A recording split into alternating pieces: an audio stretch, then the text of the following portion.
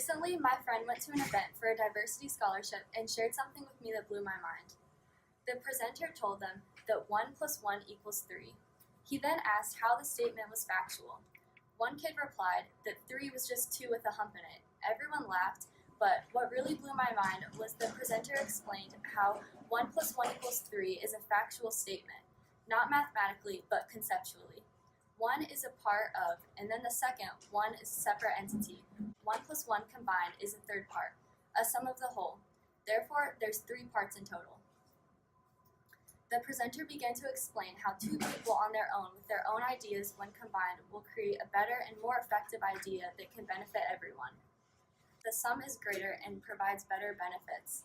Our school does a great job broadcasting this in many ways, including posters, through affirmative action, and other ways. Delivering a message that has changed my view on what makes this social machine the most effective and inclusive.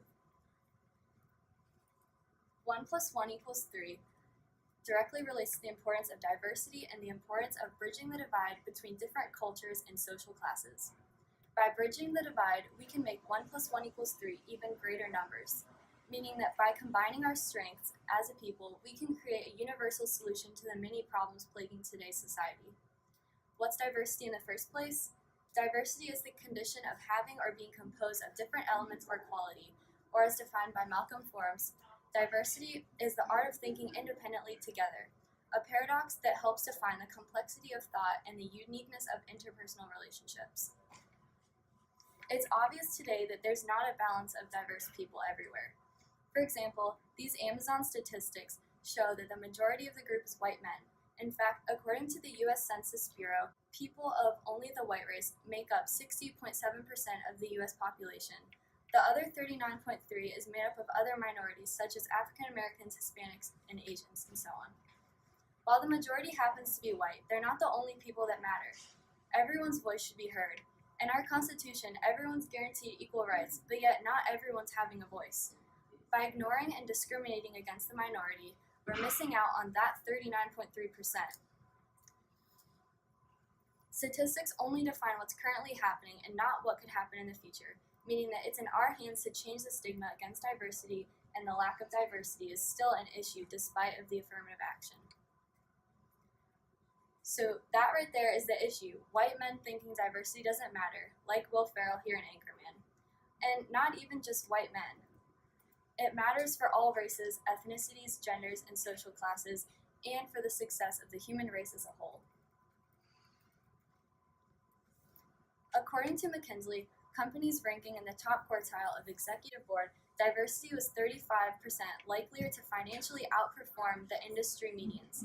This means that diversity leads to higher production levels, and with higher production levels, more people can benefit from the products produced.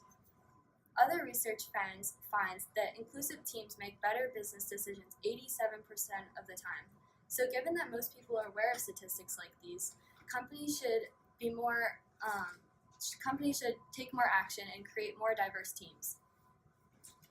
So here we have a pool of people, and let's say the problem is the Flint, Michigan water crisis, which is kind of ironic as the people are standing in a pool.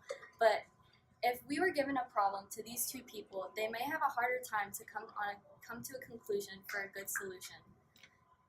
If they branch out to people from different backgrounds, everybody can be heard and represented while creating the best solution for everybody. More differences equals less problems equals more better solutions.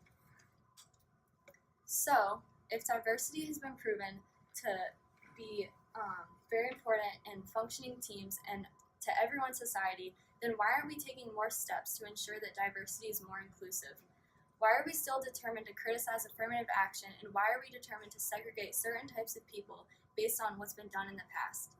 It's the 21st century, which means that we have all this technology to communicate, and it's vital for the survival of humanity to keep building that bridge and joining with fellow minds to create a better world where success is attainable for everyone and sustainability is ensured for all. And also remember that teamwork makes the dream work.